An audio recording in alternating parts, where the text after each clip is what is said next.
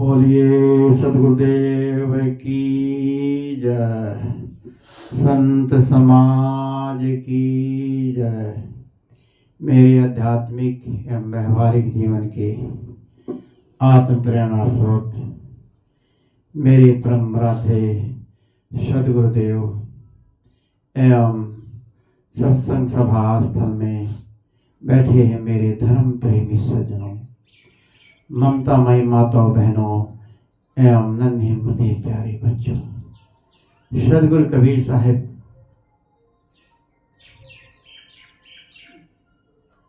के पारक विचार प्रतिदिन सुनने को मिलते हैं, लेकिन कुछ बीच बीच में प्रसंग रामायण का भी आता रहता है। रामायण का नाम क्या है? राम आको आए, राम आयन। राम को आईने की तरह दर्शाया गया है। आईने की नहीं, शीशे की तरह, दर्पण की तरह राम की छवि को उसमें इतना निखारा गया है कि क्या कहना। तो उसी के उसमें राम के बारे में गोस्वामी जी ने जो कुछ लिखा है, कितनी बातें गोस्वामी जी की हैं जो सोचनीय हैं।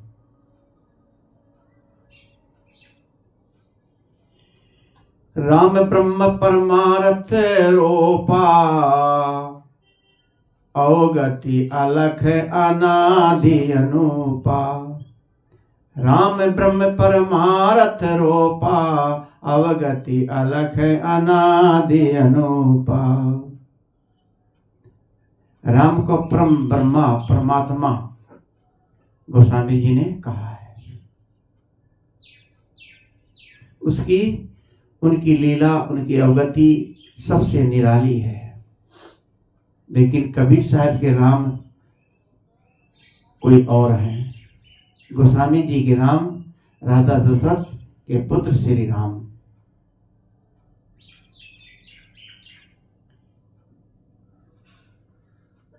रामचरित्र मानस को, किस विचारों को, सच्चाई को कौन जानना चाहता है? रामचरित्र मानस क्या कहती है, उसमें क्या लिखा है?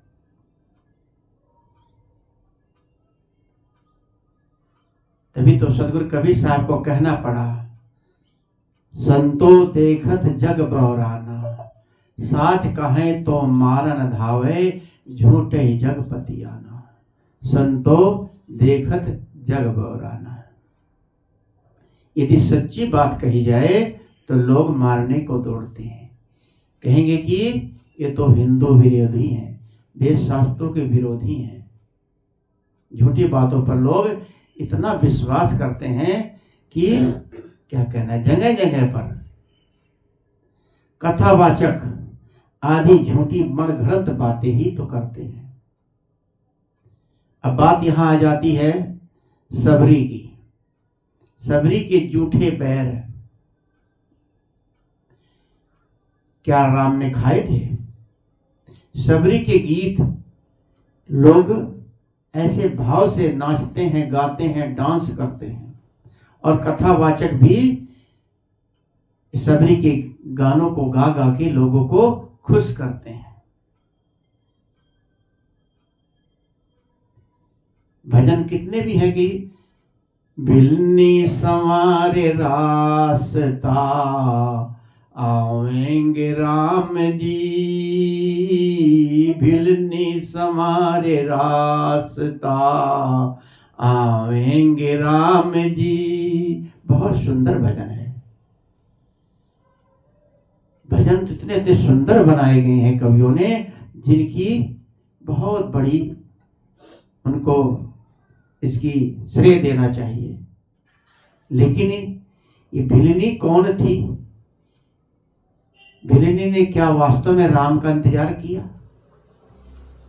भिलनी कैसे के ऊपर गाना गाया, रामा रामा रटते रटते बीती रे उमारिया, रामा रामा रटते रटते बीती रे उमारिया। रघुकुल नंदन कब आओगे भिलन की नगरिया। रामा रामा रटते रटते बीती रे उमारिया। अब यहाँ ये भिलनी को बैर खाने का, भिलनी कहाँ इंतजार कर रही थी, कहाँ लिखा है। रामायण के ही भाव को मैं बताना चाहूंगा। भिलनी कहाँ इंतजार कर रही है। रामायण कहीं भी किसी जगह भी भिलनी का इंतजार करना कहीं नहीं लिखा है, किसी भी, न रामचरितमानस में न ही वाल्मीकि में तो है ही नहीं। भिलनी की चर्चा जरूर है, सबरी की चर्चा, सबरी भील लोगों को भिलनी कहते हैं, लेकिन उसका नाम था असली सबरी, भील जाति की थी वो। कि जूठे बैर, सबरी इंतजार कर रही है, बैर छांट छांट के रखे कि मेरे राम आएंगे, उनको मीठे बैर खिलाऊंगी। और इनकी इंतजार, रास्ता साफ कर रही है, भिलनी कर रही रास्ता साफ, आएंगे राम जी। कितनी अच्छी कल्पना। गोस्वामी जी ने तो शायद कुछ कम करी होगी, लेकिन बाहर के लोग का, कथावाचक लोगों ने इतनी बढ़िया कल्पना करके गाना भजन बनाया है, इसका क्या कहना। गोस्वामी जी रामचरितमानस में खूब अच्छे तरीके से कितनी बातों को कल्पना तौर पे लिखा है, जिसको ये वाल्मीकि रामायण में कहीं है ही नहीं। जैसे कि काग भुसुंडी, काग कौआ, काग भुसुंडी संवाद वाल्मीकि रामायण में कहीं नहीं है। और दूसरा शिव पार्वती संवाद, ये भी कहीं नहीं है। और हनुमान जी, गोस्वामी जी ने हनुमान जी के पूंछ लगा दिया, बंदर बना दिया। और सुग्रीव, जामवंत, बाली, जितने भी रीछ भालू सब जानवर बना दिए, इनके पूंछ बना दिया। और बंदर, जबकि बानर वंश उनका था, वंश बानर वंश था, ट्रेडमार्क होता है। जटायु, जटायु को गिद्ध बना दिया, जानवर की तरह पंख बना दिए, और वो रावण से लड़ा। कितनी बढ़िया कल्पना गोस्वामी जी ने करके रामायण में लिखा है, और बड़ा अच्छा दृश्य दिखाया है। रामानंद सागर ने भी इसी को ले लिया, वाल्मीकि रामायण से कुछ अंश लिए हैं।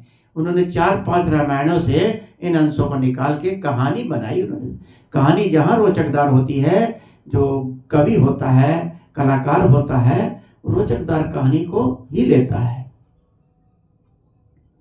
अब यहाँ पर ये सब कल्पना ही तो है। 50% गोस्वामी जी ने रामायण के अंदर कल्पना से भरा है। यहां तक कि सीता जी जब अयोध्या से वनवास होता है, राम को नाव में पार करते सरजू नदी को, तो सीता जी सरजू मैया को नमस्कार करती है और कहती है, ये वाल्मीकि रामायण की घटना बता रहा हूं, कहती है कि हे सरजू मैया, जब मैं 14 वर्ष सुख शांति से काट करके मेरे पति और हम लोग वापस कुशल से आ जाएंगे, तो मैं आपको 100 घड़े मदिरा के चढ़ाऊंगी, शराब के चढ़ाऊंगी सरजू मैया को। अब यह शराब छूने की बात, चढ़ाने की बात आती है। और यही नहीं, वाल्मीकि रामायण में यहां तक लिखा है कि राम जो हिरण का शिकार करते थे, हिरण मार मार के लाते थे, कि काला हिरण, उसमें वाल्मीकि रामायण में पता नहीं कितने लिखा कि 10, 15, 20 हिरण मार के लाए, और भी काले जानवर, कई पशुओं का मैं जिसमें इसमें नाम नहीं लेना चाहूंगा, क्योंकि जो राम के उपासक हैं, उनको बड़ा दुख होता है कि ऐसा नहीं हो सकता, शायद ना भी हो सकता, लेकिन मैं लिखी की बात कर रहा हूं। वाल्मीकि रामायण में साफ लिखा है कि राम इन जानवरों का शिकार करके उनको खाते थे। शिकार आखिर में वैसे भी कहानी से पता लग रहा कि अगर कोई शिकारी शिकार करता है, किसी जानवर को मारता है, क्या शौक से मारेगा? खाने के लिए ही तो मारते हैं। अब यहां आप खुद निर्णय लें कि वो खाते थे कि नहीं खाते थे। वाल्मीकि रामायण में लिपापोती है, लेकिन जितना गोस्वामी जी ने किया है उसका कहना ही क्या। यदि आज गोस्वामी जी इतना कुछ किया है, इनके पर मुकदमा कोई ठोक दे तो जीवन पर मुकदमा लड़ते लड़ते जीवन बीत जाएगा। लेकिन आगे गोस्वामी जी ने पारखी बातें कितनी कही भी हैं। अगर आज होते थे कि भैया जब कहा था तब कहा था, पर मैं आज नहीं कहूंगा। कहा उन्होंने तो बहुत कुछ, पूजे विप्र ज्ञान गुणहीना, कि विप्र ब्राह्मण पूजनीय है चाहे ज्ञान गुण से हीन हो, ज्ञान गुण ना हो, पागल हो, बुद्धू हो, कुछ भी ना हो, पर वो पूजनीय है, ब्राह्मण होना चाहिए। अब यहां बात आती है कि रावण तो ब्राह्मण था, बहुत बड़ा ब्राह्मण था, उसका मुकाबला नहीं किया जा सकता। रावण क्यों नहीं पूजनीय बनाया गोस्वामी जी ने? रावण की तो बहुत बड़ा उसका अपमान किया गया। बड़े बड़े देवता, पंडित, इन्होंने ऐसी ऐसी अपमानित बातें करी हैं, लेकिन उनको पूजनीय बताया गया, क्योंकि पक्षपात हुआ है। ब्राह्मणों ने पक्षपात किया, कवियों ने पक्षपात किया। लेकिन आगे चल के गोस्वामी जी कहते हैं कि निर्मल मन जन सो मोहि पावा, मोहि कपट छल छिद्र न भावा। आगे कहते देखी सुनी गुनी मनमाही, मोहि मूढ़ परमारथ नाही। यहाँ कितनी पारखी बात करते हैं कि जो देखोगे वो मोह का कारण बनेगा, परमारथ नहीं होगा। अब देखने में राम की छवि को देखने की उन्होंने इतनी प्रशंसा करी है, लेकिन यहाँ पर गोस्वामी जी बिल्कुल कबीरी भाषा बोलते हैं। निर्मल मन जन सो मोहि भावा पावा, जो निर्मल मन वाला होगा वही मुझे प्राप्त कर सकता है। और मोह कपट छल छिद्र नहीं भावा, मुझे मोही कपटी ऐसा आदमी में ये नहीं भाता है। वाणी को छानना चाहिए। वाणी छानने के लिए है, वेदों में कितनी चीजें ऐसी हैं, कंकर पत्थर भी हैं, हीरे मोती भी हैं, लेकिन उसको छानो। वाणी को जब तक नहीं छानोगे उसमें कुछ नहीं मिलेगा।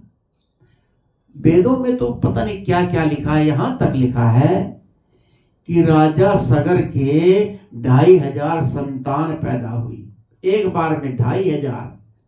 आज यदि किसी कहते किसी के 4 बच्चे एक बार हुए तो कीन नहीं करोगे, लेकिन वेद में लिखा है, यहां तक लिखा है वेद में कि राजा परिवर्त का रथ जिधर जिधर से गया समुद्र बनता चला गया।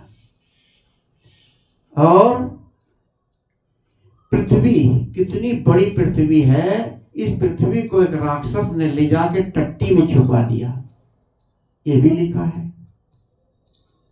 अब सोचनीय बात है, उस लिखने वाले से पूछना चाहिए, इतनी बड़ी पृथ्वी और टट्टी, और उसमें यह भी लिखा कि हजारों वर्ष तक विष्णु भगवान सुअर का रूप धारण करके उस राक्षस से लड़ करके पृथ्वी को टट्टी से निकाल के अपने थुथुनों से लाए, क्योंकि विष्णु भगवान वैसे रूप में तो नहीं टट्टी में मुंह डाल सकते थे, इसलिए सुअर का रूप धारण करना पड़ा। सुअर टट्टी में मुंह डाल देती है। कितनी बढ़िया कल्पना है। अब सोचिए, पृथ्वी थी नहीं, पृथ्वी को तो राक्षस चुरा ले गया, और वो टट्टी किसने इतनी सारी कर दी कि जो उसमें पृथ्वी छुप गई। और कहाँ टट्टी करी, पृथ्वी थी ही नहीं। कितनी मनगढ़ंत बातें। वो कौन सा कारपेंटर था, बाड़ी था, जिसने इतना बड़ा रथ बनाया और पहिया बनाया, समुद्री बनता चला गया। ये सब मनगढ़ंत कहानियां जोड़ जोड़ के कही जाती हैं। ये तो वही बात हुई, वेद में लिखा है, भाई लिखे को मानो। किसी से कहो भाई लिखे को कैसे गलत मान ले, जो इसमें लिखा है सच ही होगा, उसको नकारा नहीं जा सकता। ऐसे जब कहा वेद पशु गुरु पशु, जो वेद पशु, जो वेद की सब बातों को माने वो पशु समान है। जो गुरु की निर्णय बात को नहीं को मानेगा और गुरु जैसा भी उल्टा सीधा कहे उसको माने, तो गुरु का पशु समान है उस गुरु का। तो हर बात को समझना है, छानना है। एक कहानी छोटी सी की, एक व्यक्ति, जैसे बिहार से लोग यहाँ प्रदेश में आते हैं, बेचारे कई साल तक जा नहीं पाते, प्रदेश में रहते हैं, कमा कमा पैसा भेजते रहते हैं। कमा कमा के पैसा भेजता था, तो कई साल हो गए, घर गए, अब बच्चे भी छोटे छोटे थे, बड़े बड़े हो गए। घरवाली भी इंतजार करती थी, रोते चिट्ठी डालती थी, पहले फोन नहीं होते थे, चिट्ठी डालती थी, कोई जवाब ही नहीं देते, आऊंगा आऊंगा कर देते थे। एक दिन फिर गुस्से में आके उसकी पत्नी ने लिख दिया कि मैं तुम्हारे रहते मैं तो राण हो गई, विधवा हो गई। तो उस पत्र उसको मिला, पत्र को लेकर के रोने लगा, कहने लगा हाय बताओ मेरी पत्नी मेरे रहती विधवा हो गई। रो रहा तो एक व्यक्ति आया, भाई क्यों रो रहे हो? कि यार मेरी पत्नी विधवा हो गई। कि यार कैसी बात करते हो तुम तो बैठे हो, विधवा तो जब तुम मरोगे तभी तो होगी ना। तो कहे यार ये चिट्ठी देखो, देख चिट्ठी में लिखा है कि नहीं लिखा है, जो लिखा है तो इसको कैसे झूठ मान लो। तो यही बातें लोग कहते हैं भाई वेद शास्त्रों में लिखा है, वेद की बातें झूठी कैसे हो सकती हैं। तो ऐसे ही वेद शास्त्रों की वाणियों को सबको छानो। ततौना चितौना, वेद शास्त्रों में लिखा कि जैसे सतुए को चलनी से छाना जाता है, ऐसे वाणी को छानो। अब मैं अपने मूल पर आऊं। कथा ये कहती है कि राम जी अपनी सीता की तलाश में खोजते खोजते भटकते भटकते जंगल जंगल जा रहे थे। उनकी सीता को हरण हो गया था। रास्ते रास्ते जा रहे थे तो एक रास्ते में जंगल में वही एक कंबज नाम का एक राक्षस था। इतना बड़ा, टीवी में देखा भी धारावाहिक में कि देखने के बहुत लंबा हाथ करता है, लंबा हाथ बढ़ाता चला जाता, बढ़ाता, वो कहते 25 किलोमीटर तक उसका हाथ चला जाता था, पड़ा रहता था कहीं, हाथ इतना लंबा कर लेता था। तो दूर से देखा राम लक्ष्मण जा रहे, उसने हाथ बढ़ाया और राम लक्ष्मण को गाजर मूली की तरह पकड़ लिया दोनों हाथों से, एक हाथ में राम एक हाथ में लक्ष्मण, और पकड़ के मुंह में डालने गाजर मूली की तरह खाना चाहा। तो इधर उधर करके राम ने धनुष बाण तरकस से निकाला और अपनी जान रक्षा करने के लिए उस राक्षस पर बाण चला दिया। और राक्षस दूर था, वहां से हाथ तो बहुत लंबा था, ढेर हो गया, राक्षस मर गया। और जब राक्षस मर जाता है तो वो दूसरे रूप में आता है, देव रूप में आत्मा उसकी आ जाती है। कहता है आपने मेरे को मुक्त किया, बहुत बहुत धन्यवाद। मैं ऋषियों के श्राप से कोई गलती की वजह से मैं राक्षस हो गया था, आपकी कृपा से मैं मुक्त हो गया हूं, आपकी कृपा से। तो कहने लगा कि आप बताइए मैं आपकी क्या सेवा कर सकता हूं। तो राम तो दुखी थे ही सीता के दुख में। उन्होंने कहा भाई देखो, हमने तुम्हें तो मुक्त कर दिया, तुम्हारी मदद हमने करी, तो आप हमारी मदद करो। अब यहाँ राम कैसे मदद कैसे करी भाई? अपनी जान बचाने के लिए राक्षस को मारा, मुक्त कहाँ करा उसको, कहाँ मदद करी? कहानी तो ऐसे करी कि राम यहाँ कैसे बोल रहे हैं, वहां तो अपना स्वार्थ अदा किया। अब वो कह रहे कि मुझे मुक्त करो, मुझे बताओ कि मेरा दुख कैसे दूर होगा, मेरी सीता कहाँ है। अब जिसको भक्त लोग राम को अंतर्यामी मानते हैं, अंतर्यामी है, सर्वज्ञ है। अभी कहो कि नहीं राम तो सर्वज्ञ नहीं, अंतर्यामी नहीं है, कि ये नहीं। अगर उनको कहो कि उनकी सीता खो गई थी, भटकते जानवरों से, पशु पक्षियों से, पेड़ों से पूछते फिर रहे थे, हे खग मृग हे मधु श्रेणी, तुम देखी क्या सीता मृग नैनी। ऐसा लिखा है गोस्वामी जी ने। जानवरों से पूछ रहे, पेड़ पौधों से पूछते फिर रहे। कभी की कल्पना भी हो सकती है, राम इतने पागल तो नहीं कि पेड़ों से पूछेंगे। लेकिन कहानी ये कह रही है कि राम यहाँ सर्वज्ञ कहाँ हुए, जो खुद उस कम्बद राक्षस से पूछ रहे हैं कि भाई मेरी सीता कहाँ है बताओ।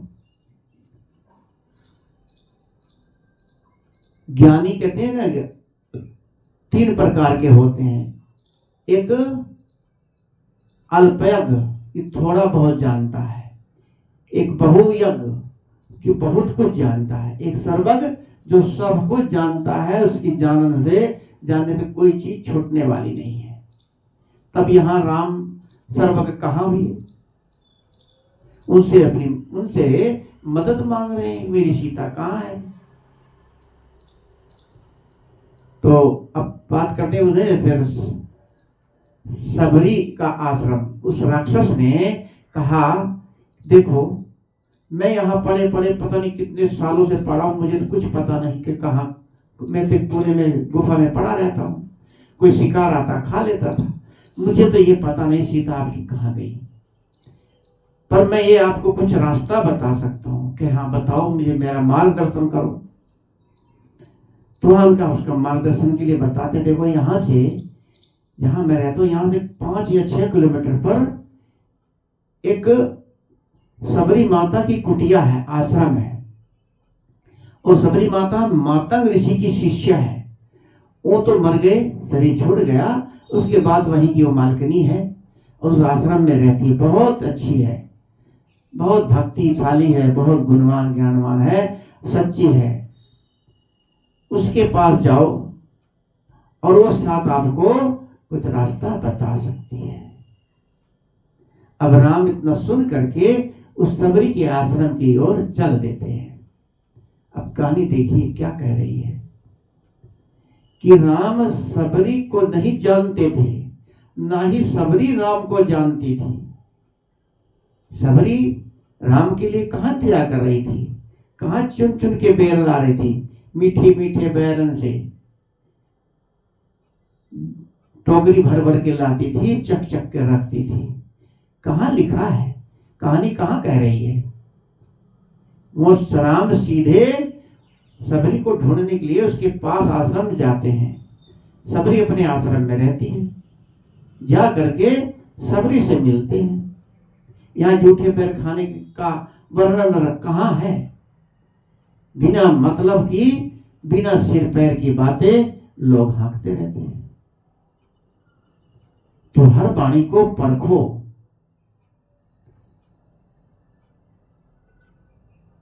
श्रोता लोग इन वाणियों को सुन सुन के अंधे से भी सदगुरु कबीर साहब ने कि सब जगह अंधा को समझावे।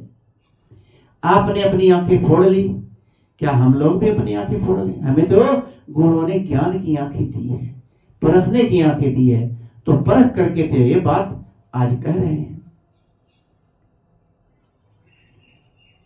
यहां तक कि उठपटांग बातें, जब कथा प्रवक्ता, कथावाचक बड़े बड़े स्टेजों पर देखते हैं, बड़े बड़े कथावाचक कहते हैं 9-9, 10-10 लाख रुपया एक एक प्रवचन का लेते हैं। एक 7 दिन का प्रवचन करते हैं, 20-20 लाख।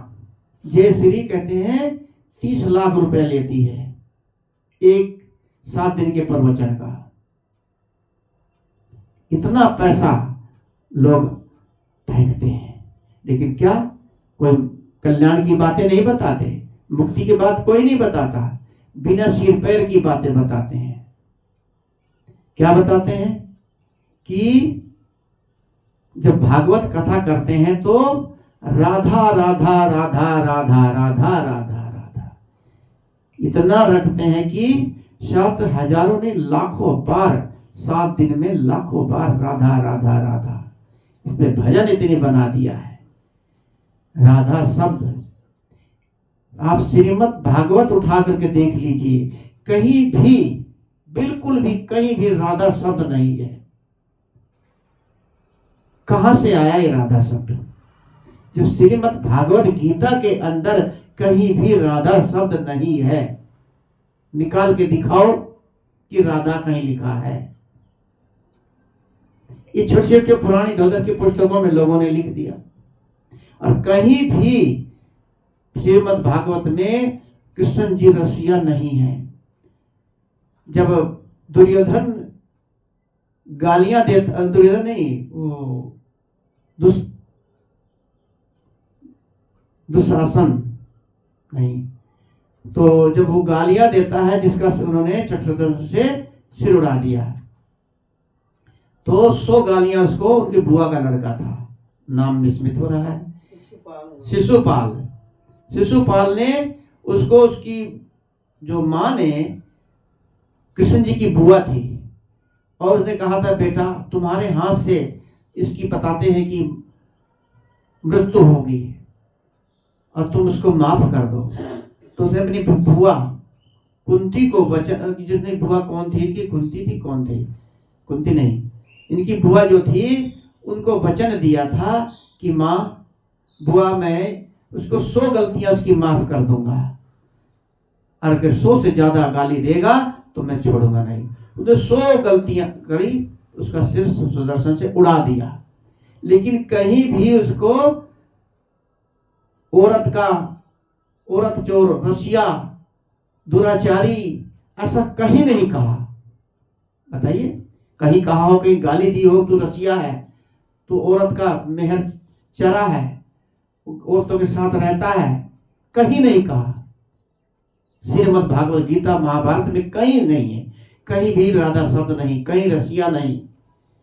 और उनको लिख दिया कि वो तो उनकी राधा प्रेमिका है, उनके साथ प्रेम करते हैं। वहां तक कि मथुरा वृंदावन में लोग कहते हैं कि वहां पर सैया बिछाई जाती है फूलों की, और रात को कृष्ण जी और राधा आते हैं, खूब खेलते हैं, और उसी पर पलंग पर भोग करते हैं। वो फूल सब तहस नहस हो जाते हैं। क्या बिना मतलब की सिर पैर की बातें, मनगढ़ंत बातें कैसे कृष्ण जी के बारे में लिखा है। कृष्ण जी एक महापुरुष थे, विद्वान थे, तपस्वी थे, उनके जैसा सूरवीर, ज्ञानी, राजनीतिक कोई नहीं हुआ। उनके आगे बड़े बड़े नतमस्तक होते थे, भीष्म पितामह भीम को गुरु समान मान नतमस्तक होते थे, उनसे सब शिक्षा लेते थे, राजनीतिक में हर तरह से सक्षम थे। अब उनकी जो पत्नी थी, कौन थी, रुक्मणी का उनके साथ कोई नाम ही नहीं है। वो मूर्ति बनाएंगे ना मंदिर में, किसकी, राधा की, राधा और कृष्ण। ये राधा पता नहीं कहां से घुसेड़ दिया, उसकी पत्नी को बैठाना चाहिए, राधा को बैठा दिया। लेकिन कहते हैं भगवान की लीला है, ऐसा ना कहो, राधे राधे कहो, राधे राधे राधे राधे राधे। ये सब लोग क्या है कि उठ पटांग बिना सिर पैर की बातें बकवास करते हैं, और कहानी कह के कहते थे बोलो वृंदावन बिहारी की जय, जय बोल के कथा समाप्त कर देते हैं। इसके 20-20 लाख रुपए ले लेते हैं। किसी का इससे कल्याण होगा? उल्टी सीधी झूठी बातें कथावाचक कह के लोगों को गुमराह करते हैं। मैं सभी कथावाचकों की बात नहीं कर रहा हूं, कुछ कथावाचक अच्छी बात भी करते हैं, लेकिन मैं राधा शब्द की बात कर रहा हूं। ये राधा शब्द जितने भी कृष्ण के कथावाचक हैं, सब यही बात बोलते हैं, यही बात राधा राधा राधा दोहराते हैं। जय श्री राधे। नमस्कार करेंगे तो कहें जय श्री राधे, अरे जय श्री कृष्ण ही कह दो, उनका नाम नहीं, जैसे सीताराम ऐसे श्री राधे, पहले स्त्री का नाम फिर पुरुष का। होना चाहिए, लेकिन राधा कहीं हो तब ना, उनकी पत्नी जबरदस्ती बना दिया गया। इसलिए ये कहानी, ये रामायण के ऊपर गोस्वामी जी की बातें, वेदों की बातें, ये सब इन पर, इनको वाणियों को छानो, समझो। ऐसे सुनी सुनी बातों पर नहीं जाना चाहिए। इस सदगुरु कबीर साहब ने कहा कि ये सब जग अंधा को समझावे, ये सब जग अंधा है, इसको कौन समझा सकता है। इसलिए इन्हीं शब्दों के साथ मैं अपनी वाणी को विराम देता हूँ। बोलिए सदगुरुदेव की जय। वंदन है जी गुरुदेव आपको, वंदन है, वंदन है जी गुरुदेव आपको।